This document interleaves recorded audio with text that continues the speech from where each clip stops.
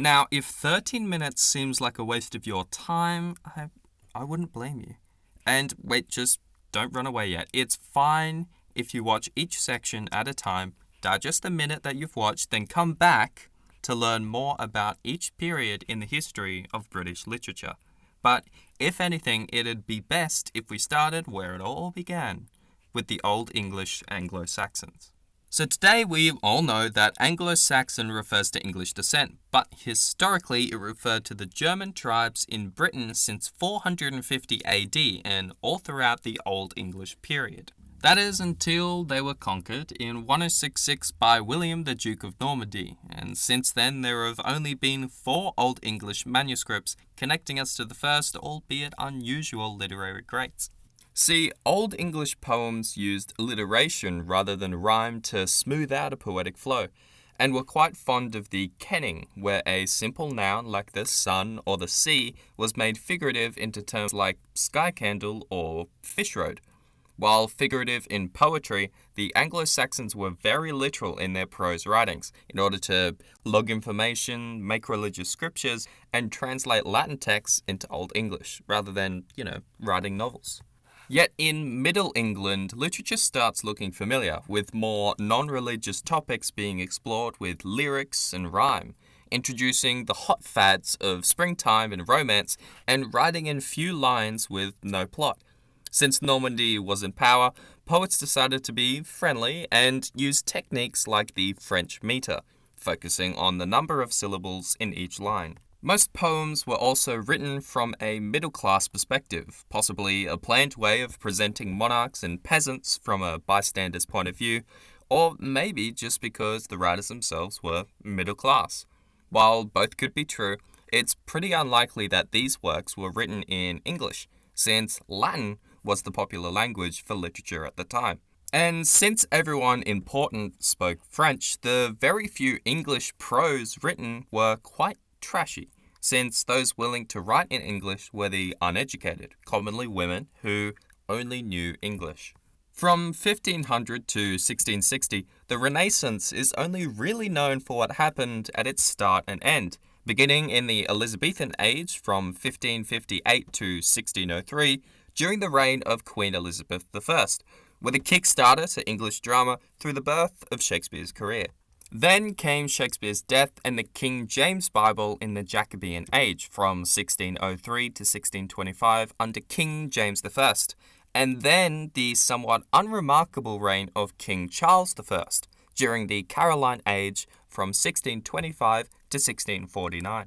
Now, the Commonwealth period from 1649 to 1660 is where it actually gets pretty interesting. In 1649, old King Charles gets executed by the parliamentarians who fought against and claimed rule over the royalists during the English Civil War.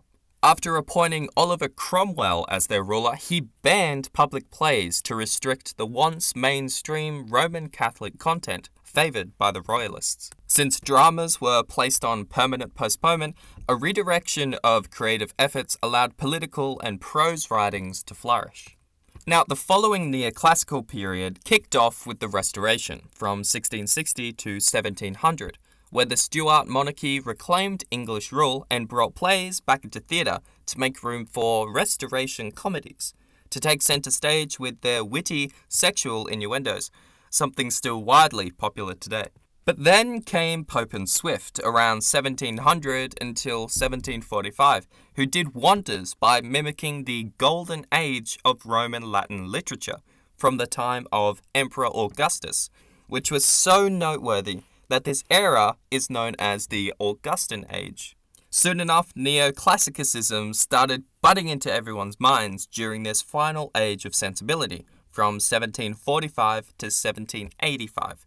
Bringing back the ways of classical Greeks and Romans. But yet another idea began to sprout among the intellectuals, the Enlightenment, redirecting reason towards science rather than religion, to make room for the advancements that directed history towards where we are today. So, if anything, the neoclassical period encouraged English literature to glance back at the classics whilst also testing the span of its reach into today's science and reason.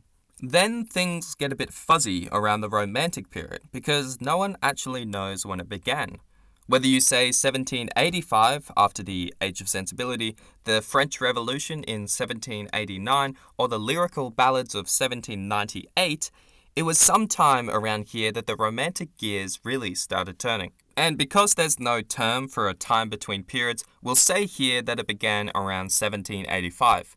But we can say with certainty that it ended in 1832, with a jolt into the Victorian period. Yet in the meantime, England and Europe were swept off their feet by romantic ideals, fixating on the emotions inside everyone and never forgetting to glorify nature. Yet, romantic is a bit misleading, because while you could still find a good Jane Austen romance, a writer's fixation towards emotion wasn't tethered to any single direction. So instead, writers like Edgar Allan Poe and Mary Shelley expanded into unwritten concepts like mystery and terror as they ventured into Gothic and science fiction literature, respectively. And that jolt I was talking about earlier was the Reform Bill that allowed more people in lower classes to vote and shape England's religion, economy, and politics. Even though Queen Victoria would claim rule later in 1837, her promoted Victorian values already began cropping up after the 1832 Reform Bill, which were maintained headstrong until her death in 1901. Victorian literature would very rarely waver into taboo topics, so as to not rock England's boat, but nevertheless exploded into prose fiction thanks to the likes of Dickens, making the Victorian period a rightful contender against the Romantic period for the most productive in literature. And like the neoclassical period, Victorian literature could be arranged into subperiods to help orient everything within the entire progression of literature, like the images in a photo gallery of literature's existence. Yet while other periods would have crisp photo quality, the Victorian photos turn out pretty unfocused, since people couldn't decide what to take note of. While this guy liked the look of early, mid, and late subperiods, this guy wanted to remember the pre-Raphaelites, a group who wanted everything as literal as possible, and aestheticism, where art was wanted for art's sake. Nothing political, nothing else. You see, without clear-cut photo quality, some little nuggets of knowledge get smeared together as time passes and people forget. And this is why history must be shaped into periods and subperiods in order to remember them. And while this next period only spans the short time between Queen Victoria's death in 1901 and then the start of World War I in 1914, it too is an important footnote within literature's progression. Named after King Edward VII, who reigned until his death in 1910, the Edwardian period and those of the time started to relax from the Victorian values, which helped writers break away from the classic ways of, say, Shakespeare and Dickens, and slowly toddle towards today's modern form. And I say toddle because these people were novice to the changes at the time, like the wonders of indoor plumbing, well before any of the technological advancements waiting for them on the horizon, leaving writers to ponder the implications of their changing world. Then they reached it, the horizon. Rapid urbanization quickly turned green to grey as people reached further and further for another more infamous green. Yet it seemed that greed's plague had not yet corrupted the hearts of poets, who now longed for a natural world surfaced with rural lands. The people of the Georgian period, from 1914 to 1936, used literature as an escape from the rapidly developing world and the devastation of war. And writers used this influence to beckon deeper questions that came not from the crippling world around them, but an inner truth. And this, my friends, is why the Georgian period was the perfect link between the Victorian appeal for the literal and the modernist experimentation with reality and the bounds of perspective. But rather than taking a decisive leap into this new period, literature kind of strolled its way towards the modernist period, since the modernist ideas were fostered over time rather than implemented suddenly, with no exact birth date.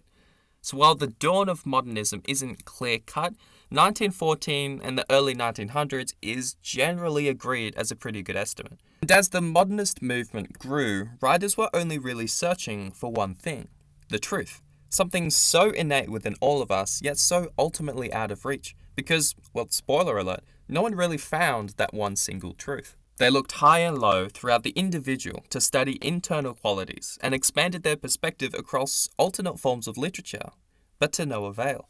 But wait a second, what if the answer isn't in all of us, but in each of us? Why not everyone have their own truth?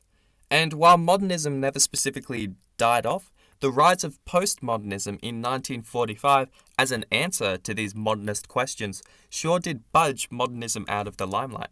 And in replacement came an abundance of new altered perspective and opinions, all chaotically presented through metafiction, where characters know they're fictional, intertextuality, where one text refers to another, and unreliable narration, where the narrator isn't telling the truth. Yet deep within all of these postmodernist layers will be some historical or political issue pulling the strings of an essay, poem, or novel to better express the writer's own truth, or even explore the diversity of everyone's truth across all time and space. And this is where it gets messy, because if everyone believes in a different truth, then everyone else who disagrees is wrong. So while postmodernism gives everyone freedom of opinion, it also dooms us to being wrong and in conflict over our different beliefs. And from where I sit, behind this screen of yours, this may have been the birth of cancel culture. Because say that your truth is personal, it's the law of your world around you, and this bloke says something which to you is wrong. They're criticizing your idea of what's right, given to you by postmodernism.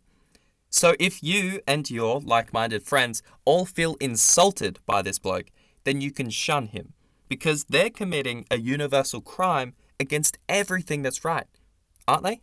But regardless, that's my truth on today's literature, because at this point, no one's too sure whether postmodernism is still raging on or we've just started teetering into something completely new.